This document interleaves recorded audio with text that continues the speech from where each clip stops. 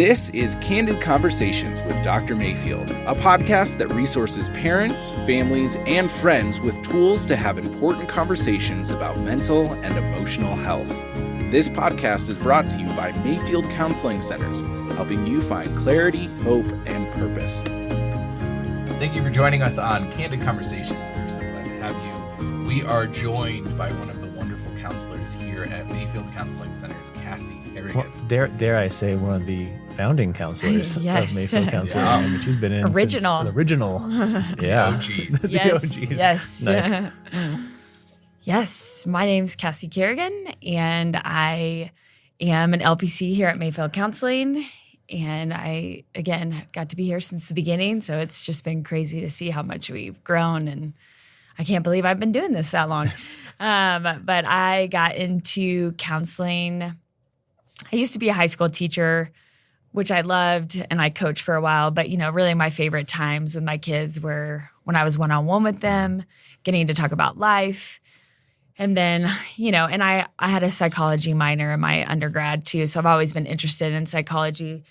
So when the time came, I was like, you know what? I'm going back to school. I'm going to get my master's in counseling. And so I've been doing this now for probably 6 years. Oh, it's just funny to think about. Well, first of all, for our listeners in Texas, you are an Aggie, right? Yes, So I am. Whoop. That's a good thing. It's funny I'm just thinking about when we first met. I was your intern supervisor at a small like nonprofit counseling. I mean, in Mayfield, it wasn't even a thought. No. Yeah. That's crazy. That was like 7 years ago. Yeah. Dang. Yeah. So we have done this journey together and you have helped. Yes. And here I am. Yeah. So feels long, feels short. Yes. Both? Yes. All the above. Yeah. Well, and we're super grateful for you coming on today. I think that, today's subject is going to be something that's definitely a bit heavier than other topics for sure. And diving into some of your story in the past couple of years. And so I'm really grateful for you sharing this. Mm-hmm. And I also want to put out to our listeners that because today might be a heavier topic, you may want to have discretion about where you're listening to it or who's listening with you. Yeah. Kids, maybe not so much right now, unless you want to have the conversation, because it's a good conversation, I think. Absolutely. Have with your kids, but age appropriate. Yeah. Yes. So, Cassie, I just know because we've done life with you for the last couple of years. These last couple of years have been an interesting journey for you and your family. And, out of it is born some passion to talk about kind of what that has looked like. So I don't know, I just kind of want to open that up to, however you want to start the conversation around that. Yeah. Yeah. And I'll just kind of start with sharing our story, our family story, and our children's story. I had my first child when I was 32 years old. Her name is Adley. She is 4. She is just full of joy. Mm-hmm. And then when I was 33, really almost 34, I had my son Riker. And he is super chill, go with the flow. And then probably I think it was in May of 2018, I got pregnant again. Well, and my first 2 pregnancies were healthy, normal, fine, no issues at all. And then I got pregnant with our 3rd child, I think that May of 2018, and everything was fine. Once I hit 14 weeks, I started bleeding. And, for the next 7 weeks, I never really stopped bleeding. They always told me that, this can be normal, like some women, this will happen, they'll make it full term. Every time they looked at her, it was a girl. She looked fine. And so I think in my head, I thought, oh, if she's fine, it will be fine kind of thing. I don't think I realized what was actually like happening to my body. And, I basically had like a wound on my placenta. They don't know why. It just happens. Mm-hmm. Well, it just never stopped bleeding. And so a risk of that is premature labor because blood is an irritant. And so I just went into labor. My water broke at 21 weeks. And so we went to the hospital. They confirmed that my water broke. And at that point, there's nothing they can do. They can't try to hold off labor because my water has already broken. They we actually were going to wait to find out the gender. So they told us in that moment that it was a girl and that we just had to wait until she was delivered. So I delivered her and she lived for about an hour and a half. And, 21 weeks, they don't really consider, viable, at least here on Earth, until like 23, 24 weeks. Okay. So they didn't do anything. They didn't try to save her life, or mainly because her lungs were just not ready. That was the issue, really, was her lungs just not being mature enough and she couldn't breathe. But it was of course, it was a crazy experience because they told us she would live for like 2 to 3 minutes and she lived for over an hour. Yeah. And so, we just spent time with her. We held her, and yeah, it's a surreal moment to hold your child like that as they die. And her name is Radiance. It's a pretty powerful story why we named her that, after actually one of our nurses she's like delivered all of our children. And we think she's an angel. Clearly her name too. And so we just asked her if we could do that. And she, of course, was just That's awesome. honored by that. Yeah. Really special. So that was September, like end of September 2018. All the doctors, said this was kind of a fluke, and you can have more babies if you want. So probably like 2 or 3 months later, we got pregnant again with our son. His name is Caleb. And I, had a fairly good pregnancy, at least for the first half. Kind of got past that 14-week point where I was just fearful of like, oh my gosh, what if I start bleeding again? All of this. And none of that happened. And we went in for like a 18-week ultrasound. And of course I was going to like a high-risk doctor because of what had happened before. Sure. Yeah. And they said, first of all, that he had like a single artery, which, in your umbilical cord, you're supposed to have 2 arteries and 1 vein. And I only had 1 artery and 1 vein. And they were like, this is fairly common. It usually doesn't turn into anything, but we'll just monitor it. And at that appointment, they also said they think he might have some type of heart defect. So they sent us to a pediatric cardiologist who, was trying to look at the heart through like my womb, which is, a teeny tiny little heart. And he said he thought it looked pretty good. And he was like, we won't really know until he's here because a lot of stuff changes within the heart once we're born.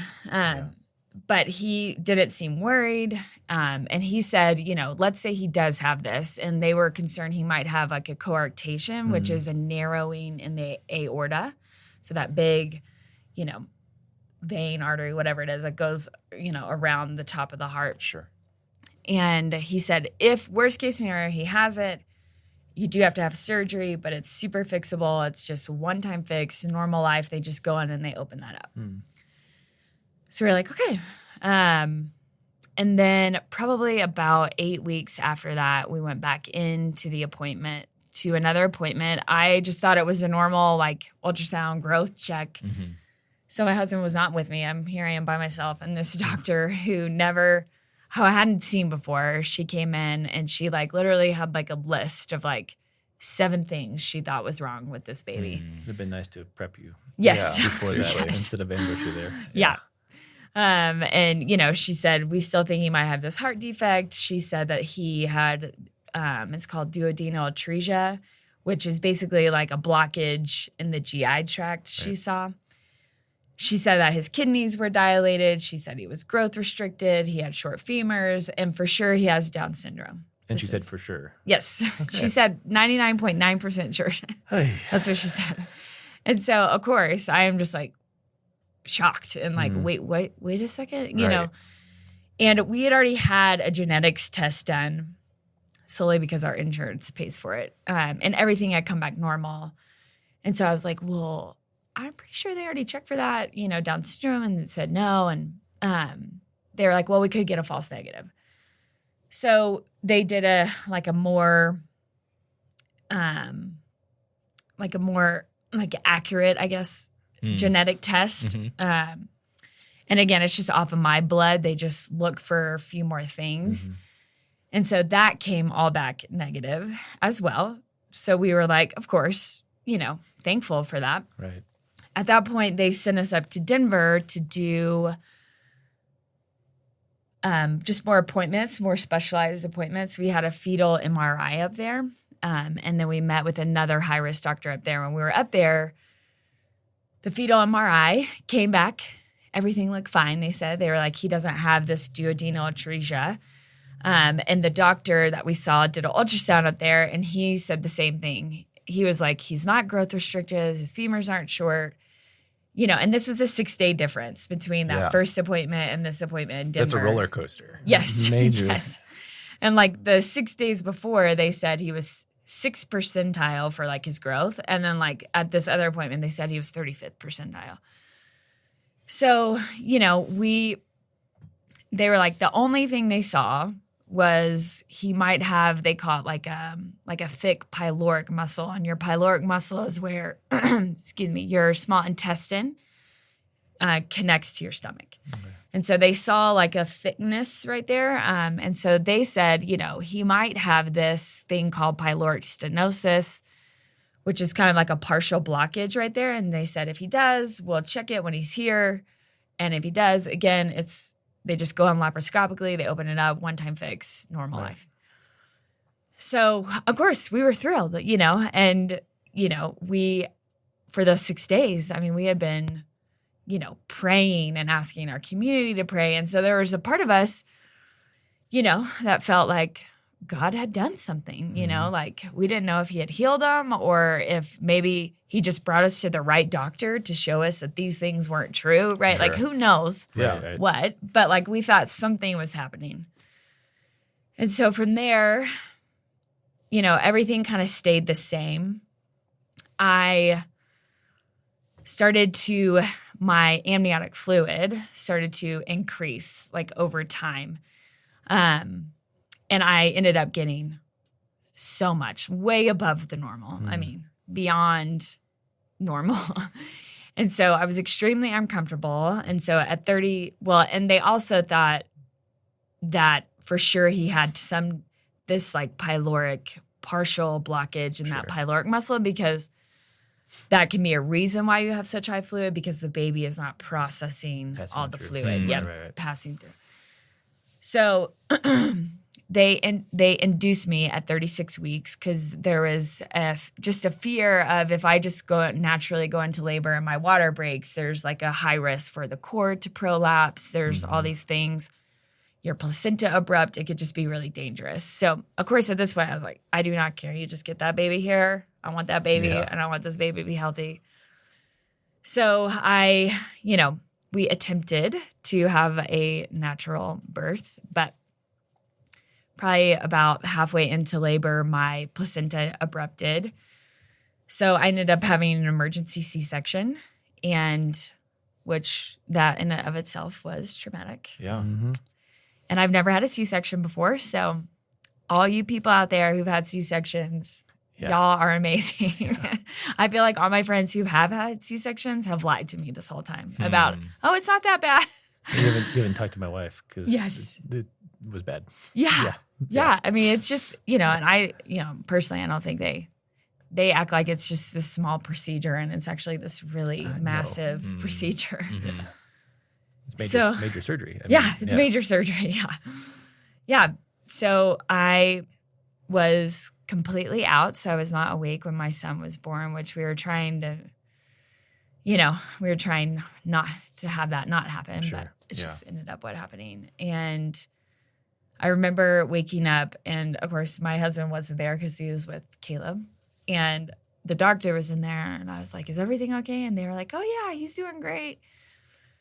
So I probably saw him a little bit that night, because I had a C-section. They have, all these regulations. Right.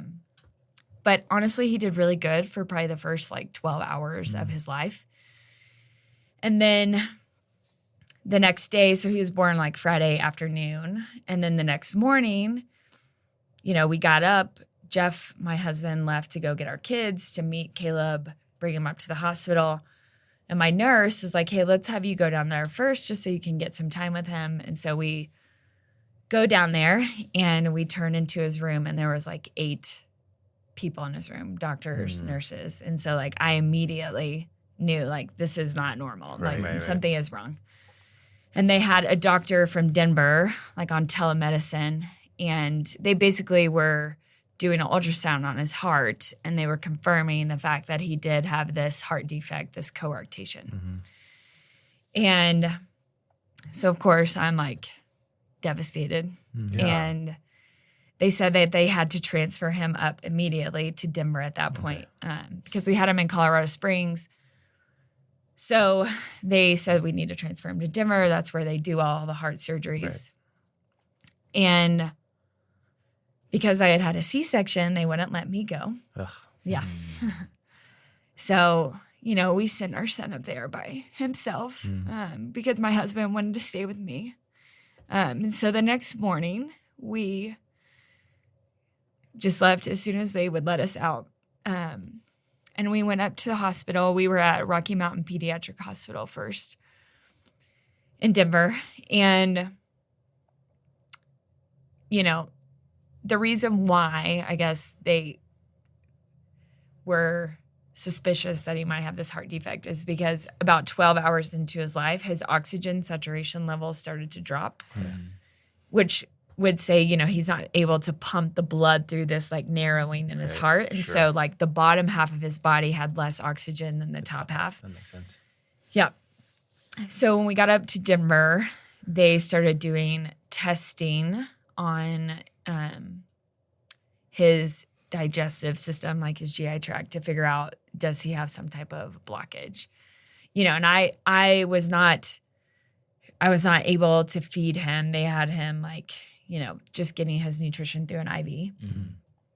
And because they wanted to make sure that he didn't have some type of defect before we started doing that. So they did like a contrast study, you know, they just put dye in him, and the dye went in and it just filled his entire stomach and went nowhere. And so it was obvious, like he did have this blockage.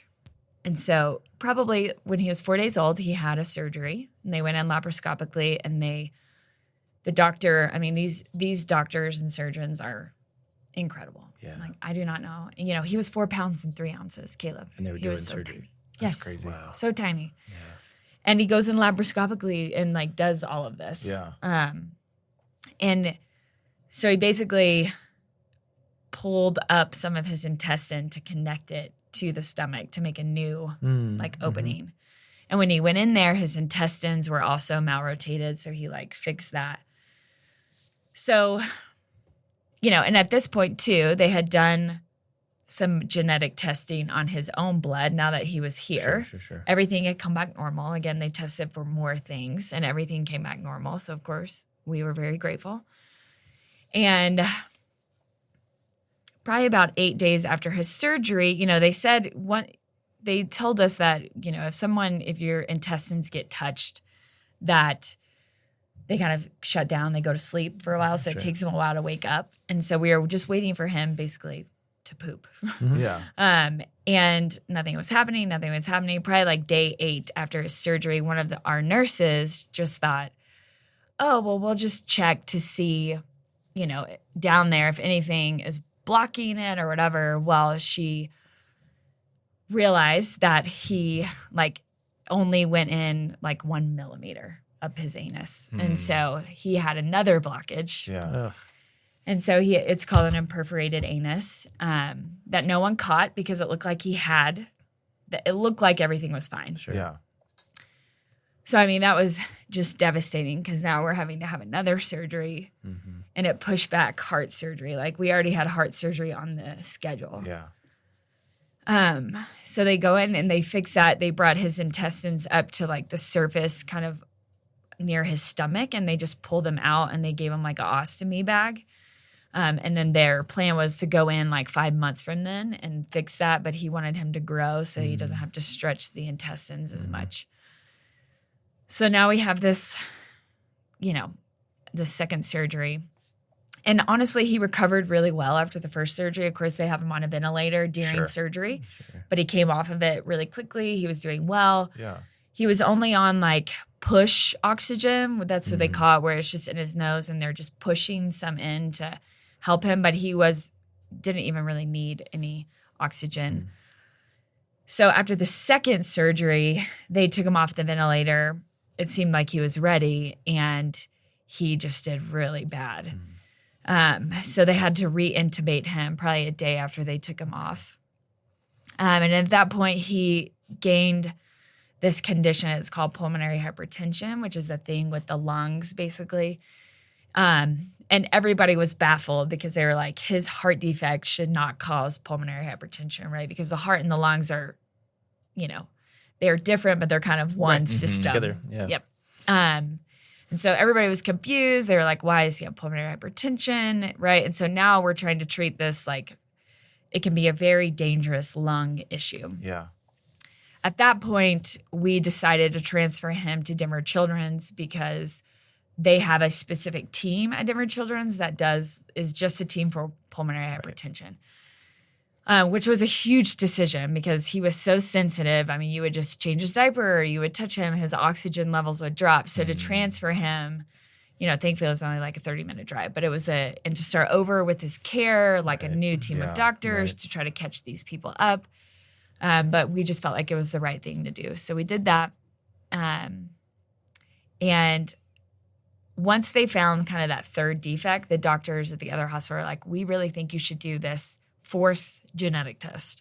It's called a whole exome test. It looks at every gene in your entire body. It hasn't been around for forever, maybe like 15 years. Which is crazy that we can do that. Yeah. Now. I know. Yeah, that's crazy. Yeah. And we were like my husband and I were just angry because we were like, we didn't even know there was another genetic test. We thought we had done all this and like everything is normal, people. And you just keep saying these awful things about my child. Right. So there was this level of frustration. And we're living hospital life. I mean, it was just crazy. But we did it. And thankfully. And when we left the hospital, the doctor there expedited the test because normally this takes like 6 to 8 weeks to get back because it is so extensive. Right. Sure. The other ones only take like a week. And so praise God that she did because fast forward to now we're at Denver Children's. They threw everything at him when we got there and he was in the NICU. I mean, it was an intense 24 hours of them trying to just give him every type of medication. Like he just was so sick. His oxygen levels were bad. So at some point they talked to us about ECMO, which is it's like an abbreviation. I can't remember the exact. Yes. It's a heart. Yeah, it's a heart-lung bypass machine, basically. Right. But it's like the most extreme form of life support. So at some point, they were like, we're going to transfer him down to the SICU, which is the cardiac intensive care unit. He's going to end up there anyways because it's heart surgery, and this is where they do ECMO. So they're like, let's just take him down there now in case we get to this point where we have to put him on ECMO. Well, as we were like going down from the 4th floor to the 3rd floor, he like crashed. And it was just so awful. Everybody's running. I mean, it was like a movie.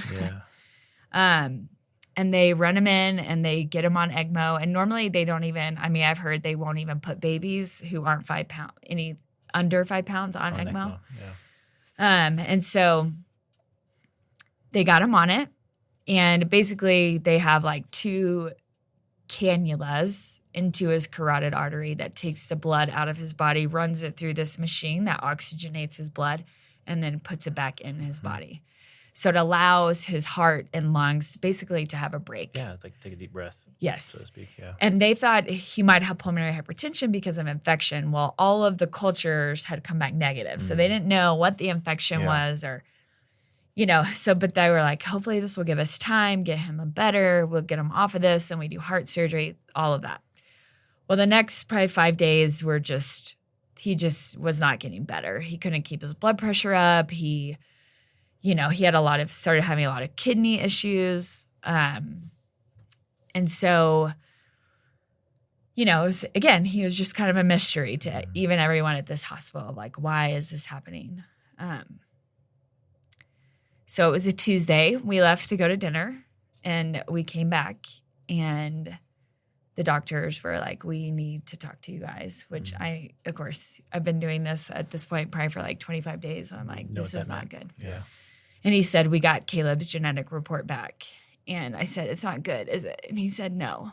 And so he told us that he had this condition. It's a lung disease, basically, or a super rare lung disease.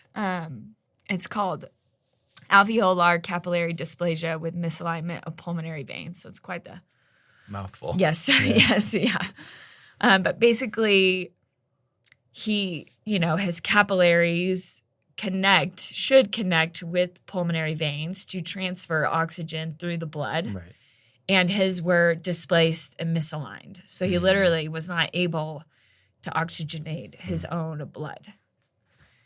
And it's at a cellular level, so there is no cure, at least at this point. It is 100% fatal.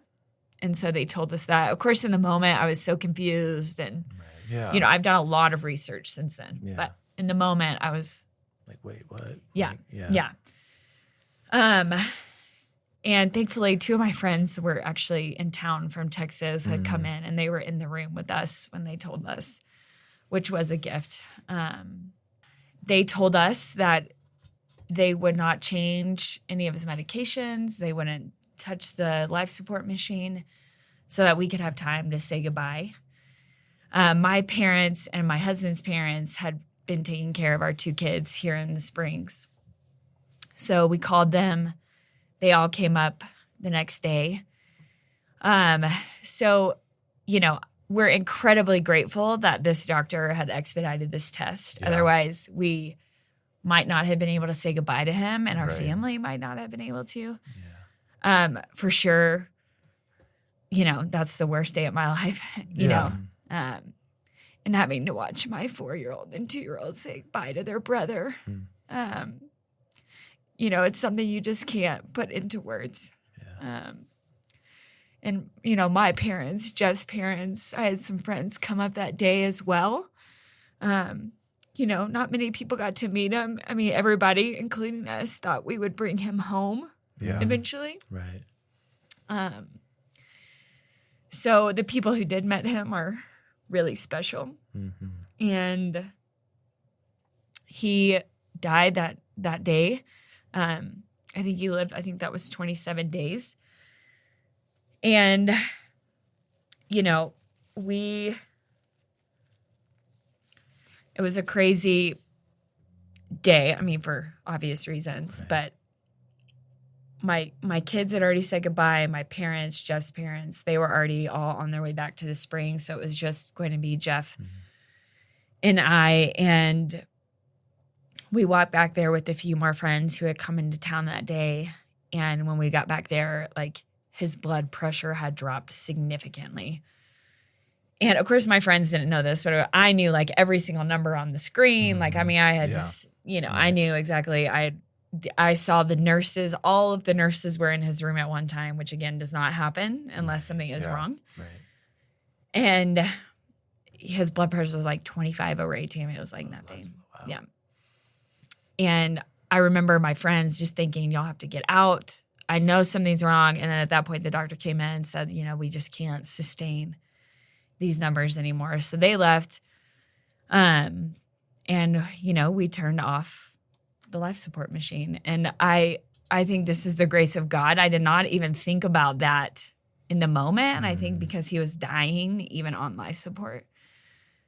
But, that decision, right? How do you take your child off of life support? Right. Even if they can't live, So I have realized since that moment that that's what we did. And then he probably lived for, again, probably an hour and a half after we took him off life support. And so we were able to just hold him. And I hadn't been able to hold him probably at that point in 12, 15 days just because of all the stuff he had. So, and then that was, he was born August 9th. He died September 4th. And then September 27th comes along and we're celebrating our daughter Radiance's birthday with our kids. So it was 11 months time span of just holding two of my children in my arms as they die, you know? So it has been a lot, and, you know, something like that does something to your soul, your heart, your mind that you can't even explain. Right. Yeah.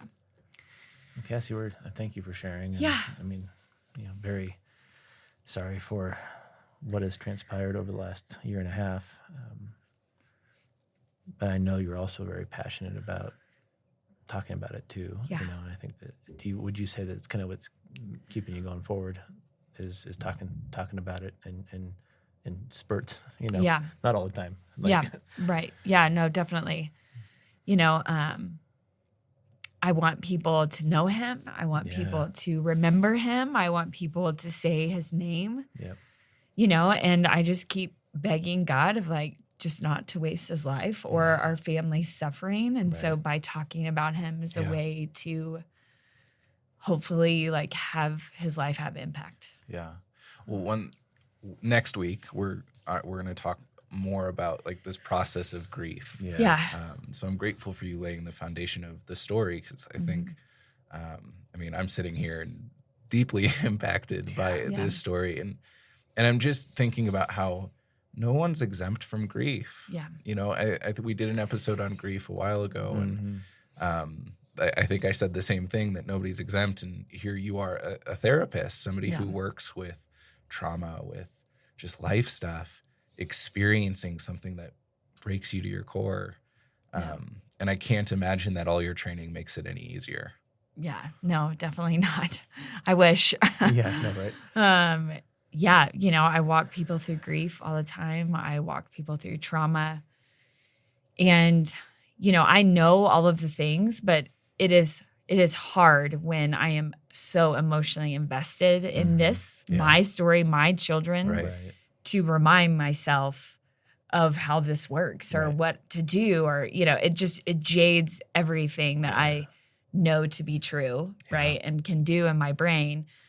And so, yeah, definitely not exempt from grief. I mean, this is the greatest struggle of my life and the greatest fight of my life, you know, and I'm experiencing it in a way that I've never had before. Yeah. I think, you know, for our listeners, you know, and you know, give us a little bit of a snapshot of how people have come alongside you. And I don't want to pull out the bad or the good, but like for those of our listeners that are going through grief themselves or have somebody that they know that is going through something like this, what did you need in those moments? What did you receive that was really good, and what was kind of the stuff like, don't do that, like shut up, like don't do that?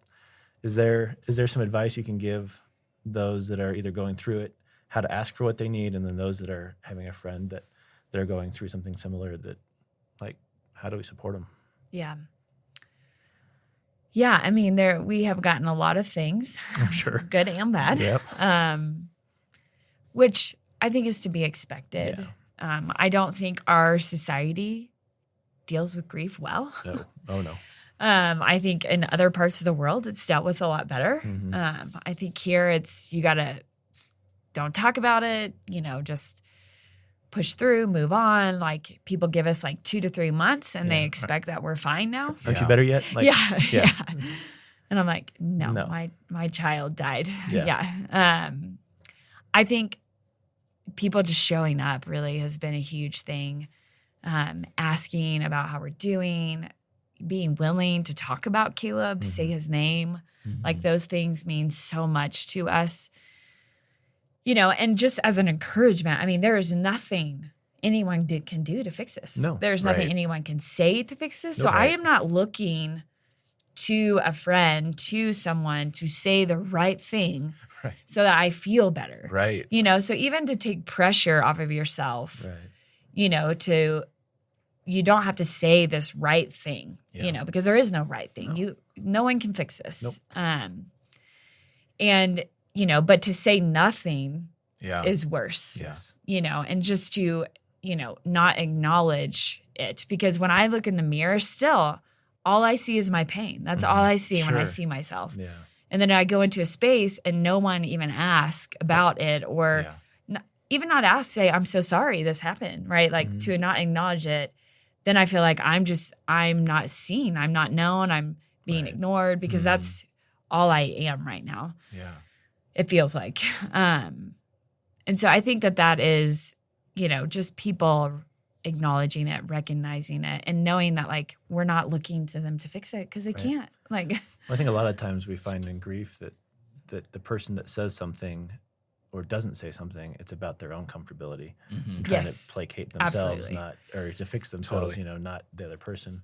So I'm hearing you say is like just bring it up, even if it's awkward, even if it's stumbling, talk about it. Yeah, be present. Be present. Yeah, and like it's like, oh, people are like, well, we didn't, you seemed like you were doing okay, and we didn't want to bring it up to remind you. And I'm like, it is always on my mind. Gosh, it is a consuming thing, this thing of grief, right? You're not going to be like, oh, I remember. Yeah. So that's never, you don't ever have to worry about that because people walking through a significant loss like this, it's always on their mind. Yeah. Well, tell me if this statement is true. And, I've always told people that are going through something, because I've worked with a lot of families that have had kids die by suicide. And I'm like, the grief is never going to go away. Right. Like, and the intensity of the grief will probably never go away. It just becomes more familiar. Right. And so it's not as scary over time. But I hate that. I hate the phrase, time heals all wounds. Like, that's a bunch of BS. Like, no, it doesn't. Yes. It will not. It just becomes more familiar. Is that a fair statement, or how would you restate that? No, yeah, I definitely think it is. We're, 5-6 months out, and it's still constant. Yeah. And it will never go away. Nope. Like, I will, for the rest of my life, know how old Caleb should be. Like, I will always think about like the loss of my kids and them getting to have their brother, and he should be going to college. He should be going to, high school. He should be getting married. He should whatever it could be, right? Will forever always be there. Yeah. So I don't think the grief and the loss and the pain of this loss will never go away for us. I'm hoping that at the end, it changes at some point where I feel a little better. And I know it will, but And next week, we're going to talk about a little bit more about this grief process. And I don't want to leave us on a cliffhanger of this very intense moment, but also just know that we're sitting in a studio and the next episode will be recorded a few minutes later. So highly encourage you to come back next week and listen to this, because I think that this has great meaning, not just to people who are going through grief, because, again, no one's exempt. There are people around you that are affected by your grief. And carrying a piece of that and may not know how to handle that piece, and so join us next week. We'll be back. Thank you for joining us on Candid Conversations. We are so glad that you are here today, and we hope that if something came up for you that piqued your interest or that you have more questions about, you feel the freedom to call Mayfield Counseling Centers. We're not just here for people in Colorado Springs. We want to help everybody we can. So if you have any questions, email us at candid@mayfieldcounseling.com, or you can check out our website, YouTube channel, or Facebook page, where we post resources on a pretty consistent basis. We'd love to help you in whatever we can. Feel free to reach out.